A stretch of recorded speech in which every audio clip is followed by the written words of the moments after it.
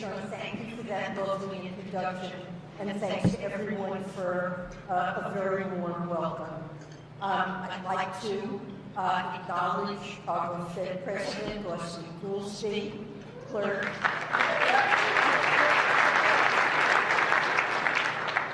Anna Valencia, Sheriff Tom Dart, Illinois State Controller Susanna Mendoza, Secretary of State Alexi Giannoulias, and State Treasurer Michael Ferris.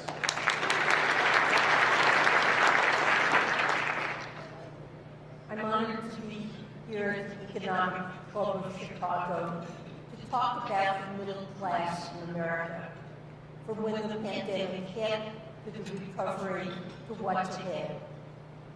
It's a fitting story to tell here in Chicago. Like many American cities, Chicago was built by a middle class that drove industrialization and innovation. But Chicago and its middle class residents have also faced challenges for decades. The story of the middle class is not separate from the state of the economy. It is at the heart of it. And by middle class, I don't mean a narrow or fixed group. I mean workers across industries and occupations, from firefighters and nurses to factory workers. Americans other than those at the very top. President Biden and I believe that GDP growth is not meaningful if it is not shared, if it doesn't impact the lives of these Americans. And we also believe that a stronger middle class and a thriving economy everywhere in the United States is key to building a more robust and resilient economy overall. America's middle class has been at the heart of America's success. This leads us to pursue an agenda that is focused on the middle class.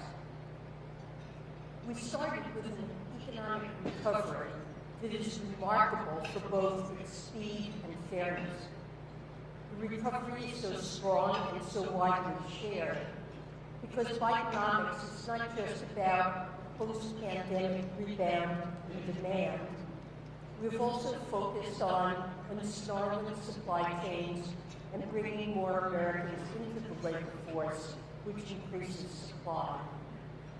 We're now doubling down on that strategy with massive investments to position middle-class families to benefit from and to drive our country's growth. I call this approach modern supply-side economics. Overall, the Biden administration has put in place the most extensive set of policies and investments to benefit the middle class and grow the economy that our country has seen in my lifetime. Our economic plan is improving lives and laying the foundation for a new future for middle-class families and communities across the country. And this is what I will discuss today. Let me start with some personal experience. I grew up in Bay Ridge, Brooklyn, in the 1950s and 1960s. It was a middle-class neighborhood at a good time for the middle class in America. My father was a doctor, and he would tell me about the workers who came to him for treatment. I learned about how much their jobs mattered to them, and also about the consequences of losing. From the 1970s on, the American economy made great strides, from huge increases in high school graduation rates to dramatic improvements in workplace safety. But the challenges I heard about when I was a kid became trends and my own special concerns as an adult and as a practicing economist. Real median wages stagnated over decades. They grew only 8% between 1979 and 2019. At the age of 30, 90% of my generation were earning more than their parents at the same age. In contrast, only half of children born in the mid-1980s earned more. Incomes became more volatile, especially for people without college degrees. It became harder to buy a home, harder to rent one, harder to pay for health care, harder to pay for education. In 2011, parents worked 2 to 5 additional hours per week compared to the parents of 1965. And to buy what they needed, middle-class Americans borrowed, adding to significant mortgage debt and student debt. This was the middle-class reality when middle-class Americans suddenly were hit by the COVID-19 pandemic. The unemployment rate reached almost 15% in April 2020. The bottom quartile of wage earners accounted for 80% of job losses. After President Biden took office, the administration acted decisively with the needs of middle-class Americans top of mind. Our goal was to get people back on their feet as quickly as possible. We knew we should not go too small, so we chose the path of historic support for American workers. Through the American Rescue Plan, middle-class families received direct financial support for their day-to-day needs. That included tax credits to help their kids, and emergency rental assistance and homeowner assistance for housing. Business owners got resources to stay open and to keep people employed. The expansion of the child tax credit led to the largest drop in child poverty in American history. We avoided a massive wave of evictions and foreclosures, and the impacts were widely felt. Women of color especially benefited from the expansion of the child tax credit, as 48% of single-parent households are headed by Black or Hispanic mothers. And nearly half of homeowner assistance went to low-income homeowners. We seldom think about what the alternative might have been, but it's clear that without the approach we took, the scale of support and the distribution of spending, middle-class families would have had a far greater struggle. As we recovered, the administration maintained its focus on protecting the middle class while also addressing other crises. For example, even as our recovery exceeded expectations, global inflation emerged as a challenge we have worked to address. In response to Russia's invasion of Ukraine and the resulting impacts on global energy markets and the American middle class, we released 180 million barrels from the Strategic Petroleum Reserve. And with an international coalition of partners, we put in place a novel price cap on Russian oil. These activities have limited Russia's ability to fund its war, while they also kept global energy markets well supplied and energy prices down for American families. But we're focused on making historic investments in transitioning towards clean energy in the medium and long term. Record domestic oil and natural gas production address our immediate needs, and energy prices have declined, with gas now down around $1.90 per gallon from its high in June of 2022. Disruptions in supply chains beyond energy had meant we couldn't get the goods we needed, or their prices were too high. The administration helped ease the supply chain bottlenecks that were contributing to inflation. And with the help of our policies, supply chains healed and Americans rejoined the labor force. Though some forecasters thought a recession last year was inevitable, President Biden and I did not. Instead of contracting, the economy has continued to grow, driven by American workers and President Biden's economic strategy. It now produces far more goods and services than it did before the pandemic. The data released just this morning shows strong economic growth in 2023, 3.1% over the course of the year. At the same time, inflation has come down significantly. Consumer sentiment has increased by 29% since November, the biggest two-month increase since 1991, and it's now at its highest level since 2021. And the labor market is healthy. The prime age labor force participation rate is up over 2 percentage points from January of 2021, and was above its pre-pandemic peak for all of 2023. The unemployment rate is near historic lows. It has been below 4% for 23 months now, which is a stretch that has not been seen during the last 50 years. Like our response to the pandemic, our recovery matters. It matters to the middle class.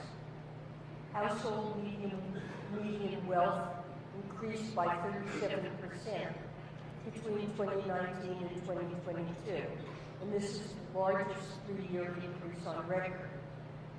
Real wages have risen from their pre-pandemic levels, especially quickly for middle-income households. And because wages have risen more than prices, middle-class Americans now have more purchasing power. New Treasury analysis shows that a worker earning the median wage today can buy the same goods and services as in 2019 with nearly $1,400 left over to save or spend. And families are now putting their extra income and their accumulated pandemic-era savings back into the economy. Put simply, it's been the fairest recovery on record. We see this in gains not only for middle-class Americans, but also across demographic groups, such as the rapid decline in unemployment rates for Black and Hispanic Americans. There are gains across the country, too. Before the pandemic, the unemployment rate was nearly 20% higher in rural than in metropolitan areas, and that large gap has been eliminated. We don't need to invent a counterfactual. We can see it outside the United States. The U.S. is seeing a particularly strong GDP recovery, and inflation has cooled sooner and more quickly than in other large advanced economies. And the increase in real wages is unique to our country's recovery.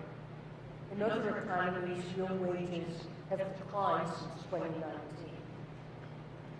Our outcomes are also in sharp contrast to the recoveries I've seen here in the United States during my own lifetime. After the Great Recession, it took more than 12 years for the prime age labor force participation rate to return to its pre-downturn level. It took 6 years for unemployment to recover. For Americans in rural areas, it never did. And during previous economic downturns, Black and Hispanic Americans have historically faced higher unemployment rate increases than other groups.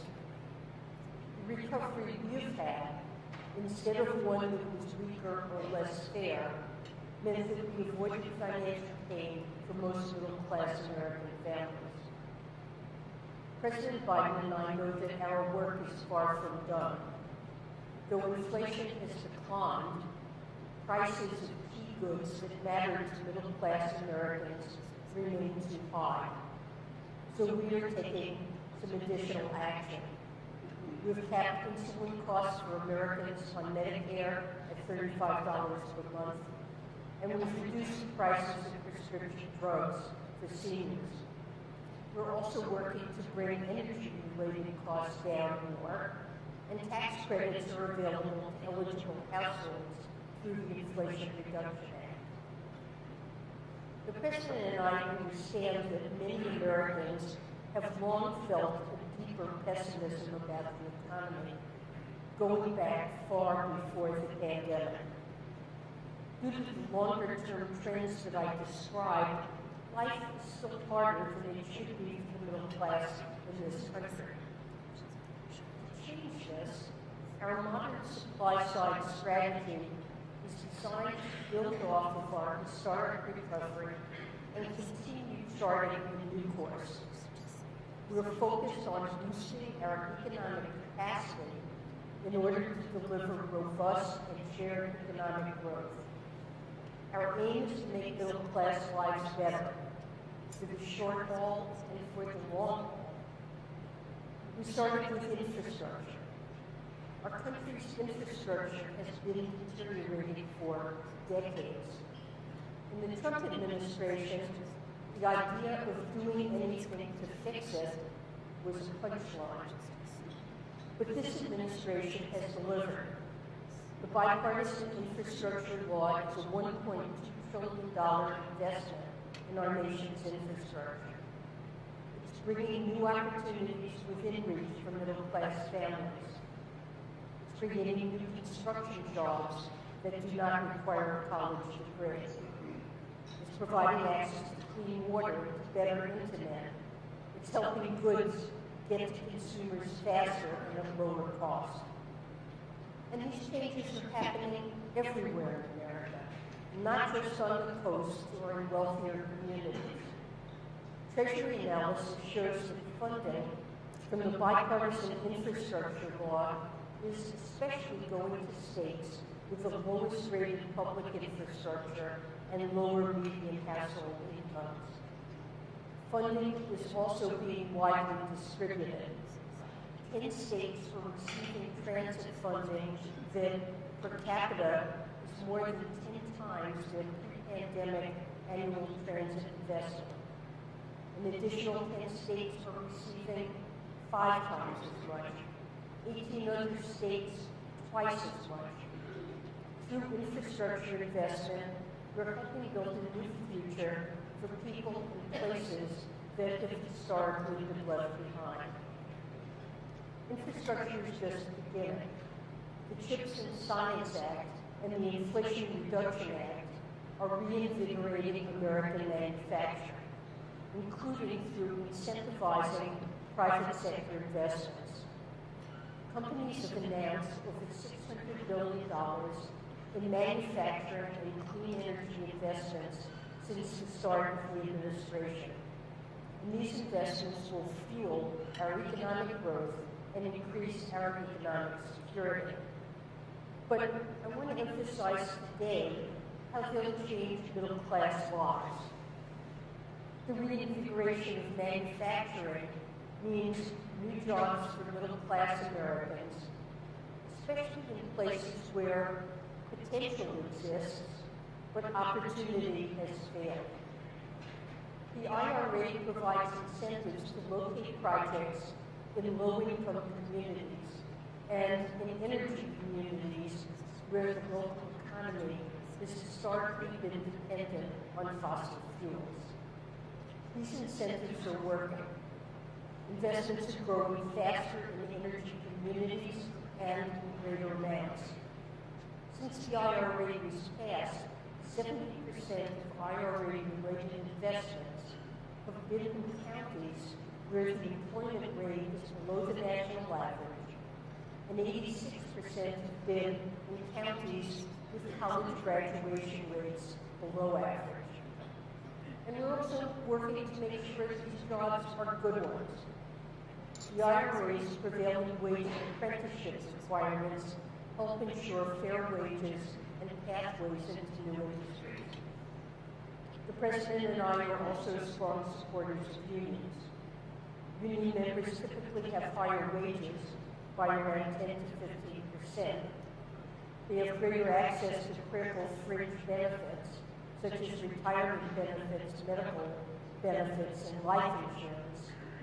and union members also benefit from more scheduling predictability and better workplace safety.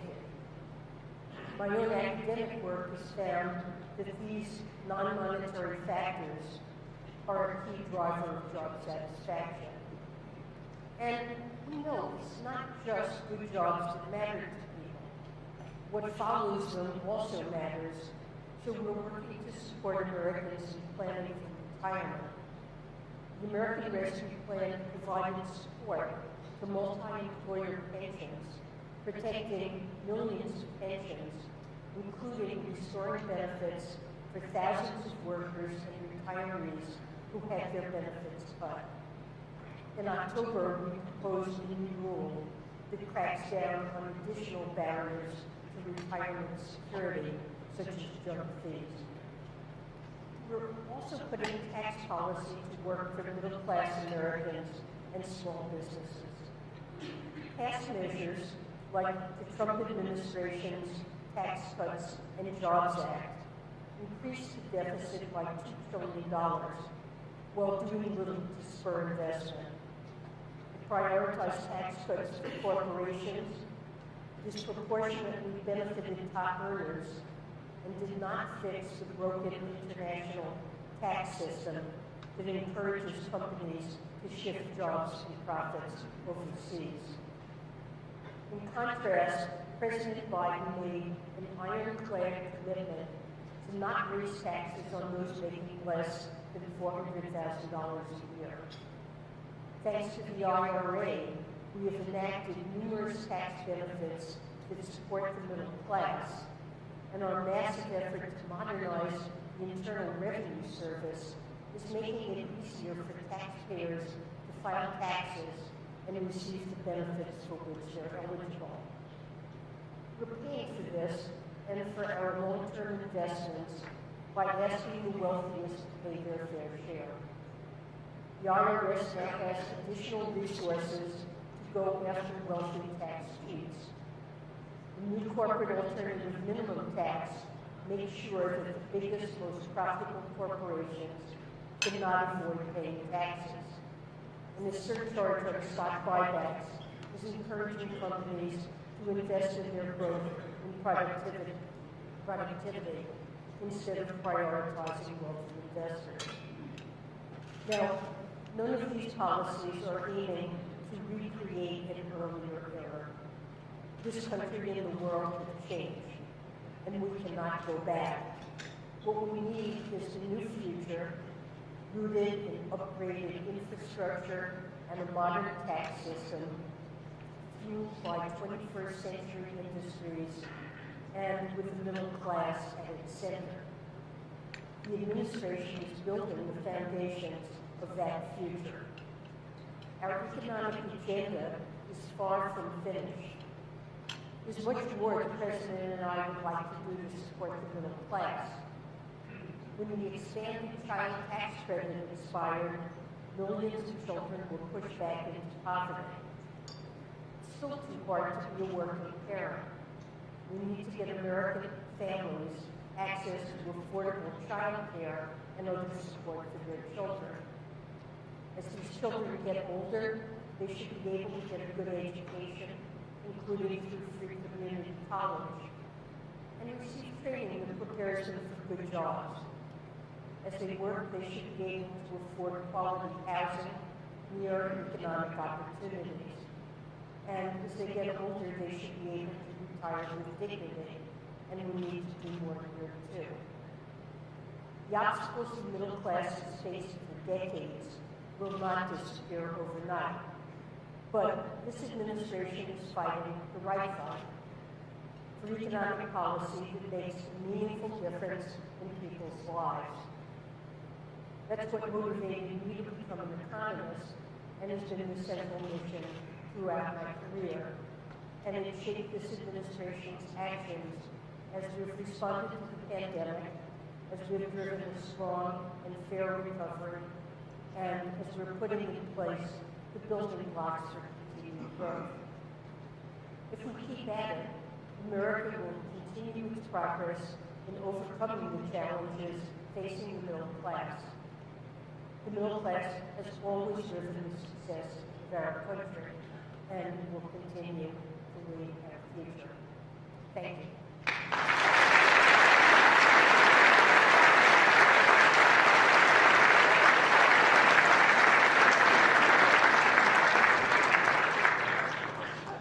Thank you for those remarks, Secretary Yellen. We all appreciate it. And we have a bit of time here to do a little Q&A before we let you go to the next minute. But in your remarks, you talked about how the economy is clearly improving. You've got a great GDP report.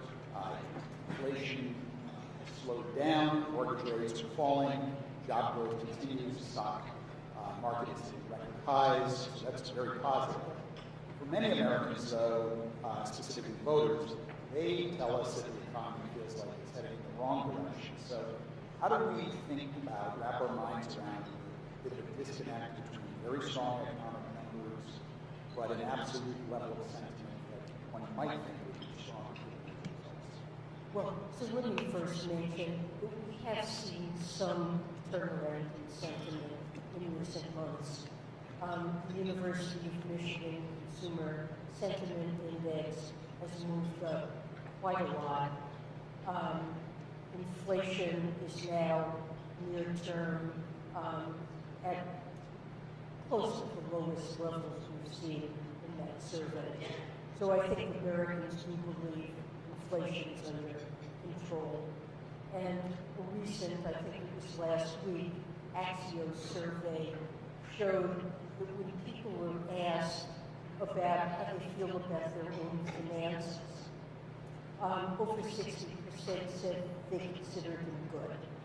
And when they're asked about how they think the economy this year will compare with last year, they expect over 60% believe it's going to improve. So I think we have, of course, I don't disagree with you that we have seen over the last year or so some weak consumer sentiment readings. Americans have been through a lot. The pandemic took a tremendous toll on American lives and livelihoods, people's ways of living, and on their children. And we were through a period in which inflation was high, higher than we had really seen since the late 70s or early 80s. But it has come down quickly. You mentioned the growth statistics in this morning's strong report. The inflation report for the last quarter of the year, core PCE price index, which is a measure the Fed focuses on very heavily, came in at 2% for the last quarter of the year. And the broader index, including food and energy, came in even lower than that. So I do think that inflation is coming well under control. At the same time, that if you go back a year and you ask people what they thought the economy, the labor market would be at this point, they thought a recession was all but inevitable. And clearly we haven't seen that. We continue to have a very strong labor market, although perhaps some of the pressures in the labor market are easing somewhat, but good, strong labor market. And so I think Americans have been through a period, in spite of the fact that inflation's come down.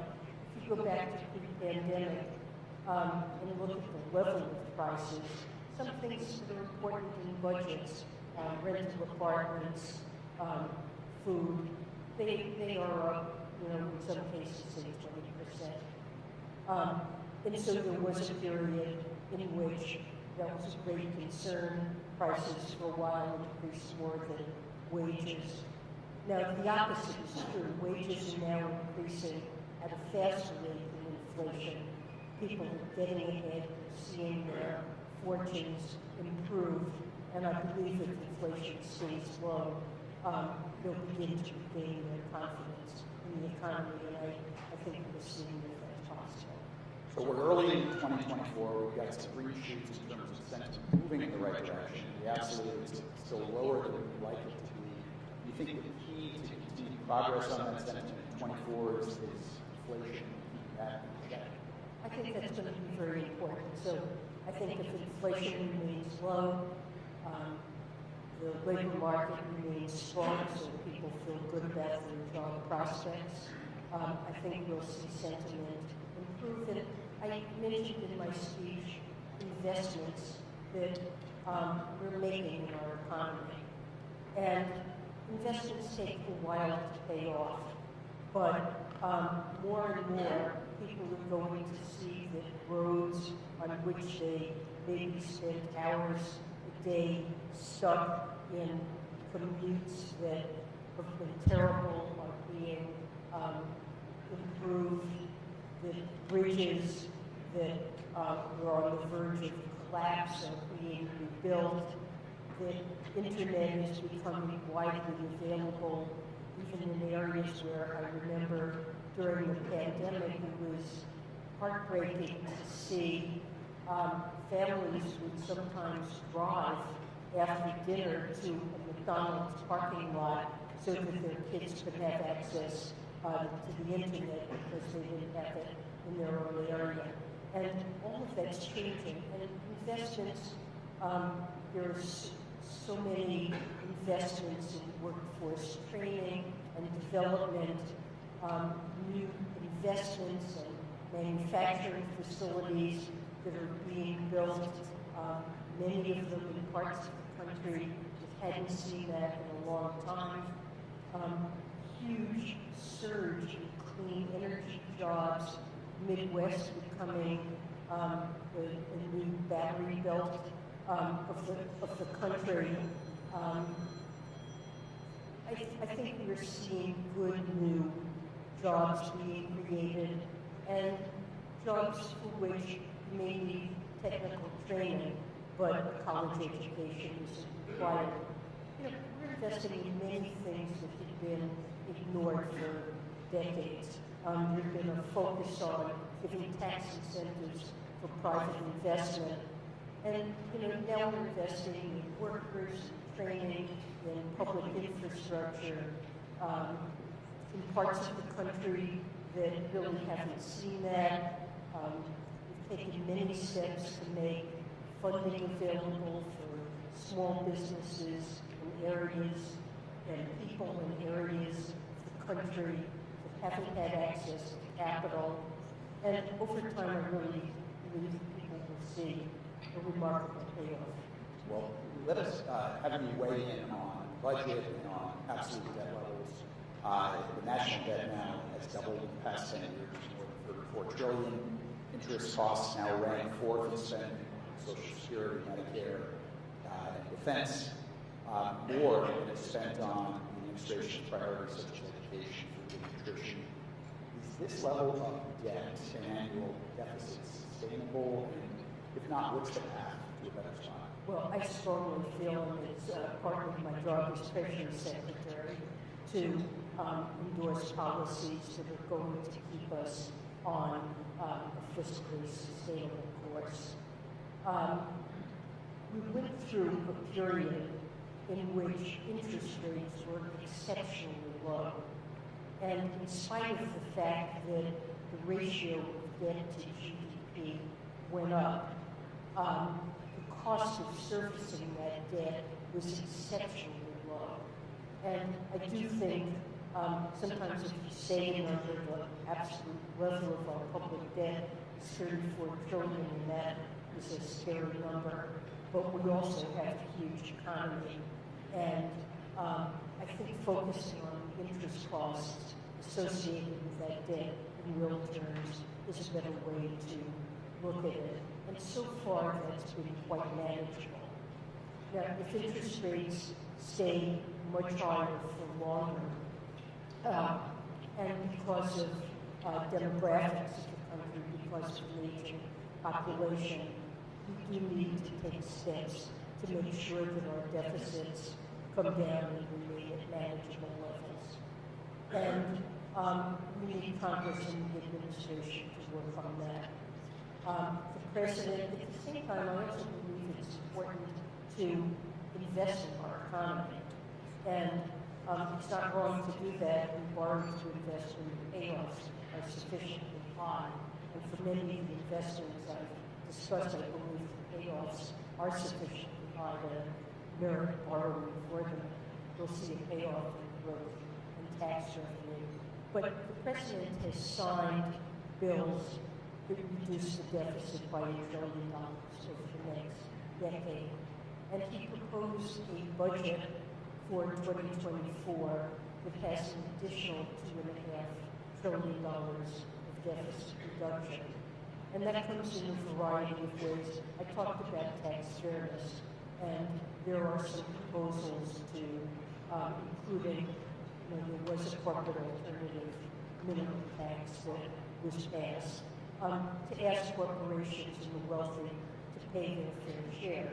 But in addition, we allowed the funding of the Internal Revenue Service to fall to dangerously low levels. And what we have been faced with now is a tax gap. And by that I mean the difference between taxes that are owed under our existing tax law and what's actually collected.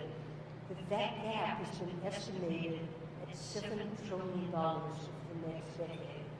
So investing in the IRS is a very important way to close the deficit and to gain the revenue should be collected under our existing tax code.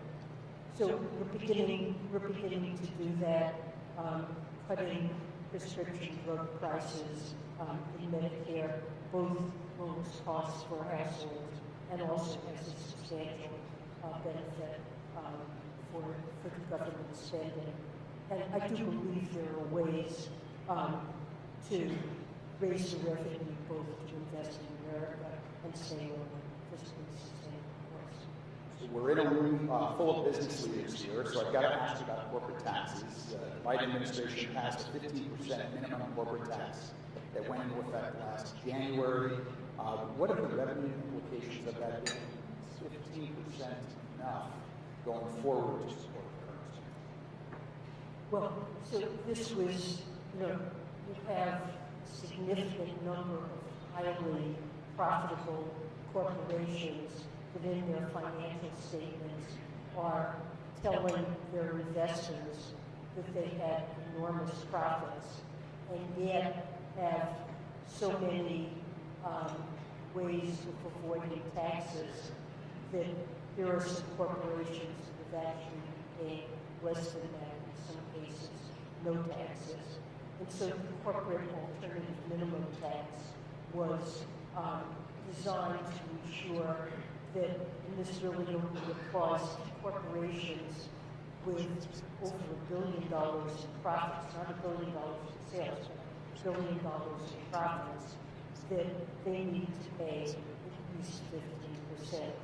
I mean, to have a situation where nurses and firefighters are paying over a larger share of their income than America's most profitable corporations strikes me, and I think most Americans is unfair. It's just going into effect. Corporations subject to it are paying estimated taxes, and we don't yet know what it's going to raise. This is a very novel tax. We're involved in treasury and trying to write the regulations about exactly how that works and what's included in that. And if it goes according to plan, is the assessment of 15% will be sufficient, or will we have to go far?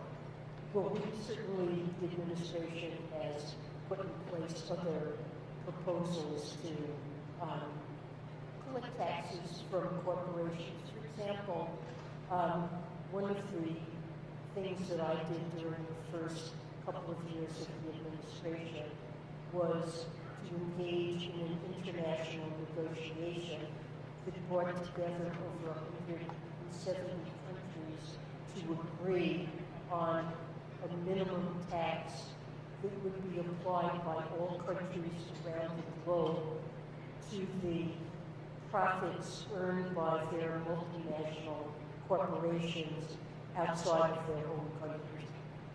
So it would be U.S. multinational incomes being earned abroad. We do have such a minimum tax. We're one of the only few countries that have had it. It was at 10.5%, and the proposal was to raise that to 15% and make it apply on a country-by-country basis. And that's important both from a revenue raising point of view. We've not adopted it yet, but quite a number of other countries have now adopted it. It's gone into effect in the European Union. The UK is putting it into effect. Japan, so many of the countries that we compete with in the global marketplace have now enacted this tax. And what it was designed to do was stop what was a global race to the bottom in which countries have been competing with one another over decades to try to attract international business by cutting corporate taxes. The U.S. cuts taxes, other countries respond by cutting taxes. At the end, none of the countries collect very much tax revenue at all, and the benefits mainly go to corporations that are playing one country off against another. So I would like to see the President would this new 15%, different than the one we talked about, pass into law. And there are other proposals. I think they personally feel make the tax system fairer and contribute to revenues. Well, thank you for that. We are just about out of time, so I'm just going to ask you one quick one. I don't think when the President said something before, Fed chair and treasurer said, which one's harder? Well, let me say, they are both extraordinarily fantastic jobs with lots of responsibility associated with them. And, you know, it's an honor to be entrusted with any of these jobs. It's really, it's a privilege to be able to hold them. I would say the range of responsibilities at the U.S. Treasury Department are greater than in the Federal Reserve. That as Fed chair, you can focus on the economy, not a small thing by any stretch of the imagination. But the economy, bank supervision, the payment system, and the Treasury, we have 1,000 people who are working on money laundering, addressing illicit financial flows that support terrorism and sanctions against malign actors around the globe. We have responsibilities for our international economic relationships with countries all over the world. We were given responsibilities to actually conduct over $1 trillion programs that were part of the American Rescue Plan, from a $350 billion program to support the state and local governments to a program that has been allocated funding all over the country for access to the internet. So we've been running those programs. We've been entrusted to write all of the tax rules pertaining to the vast array of clean energy credits in the Inflation Reduction Act. And then when we have a little extra time, we're working on trying to make sure that the Internal Revenue Service is restored to the level of effectiveness and support of Americans with respect to customer service and access to benefits that I think everybody should want to see. So there's a lot to do, but the one thing I will say is that both institutions are filled with dedicated public servants who are committed to strong public policy, to integrity in how they conduct themselves. And it has been my privilege in both jobs to work with really dedicated, committed, talented people who are serving the people. Well, on behalf of our membership, we are all privileged to have you here with us today. Thank you so much for coming in. We are adjourned.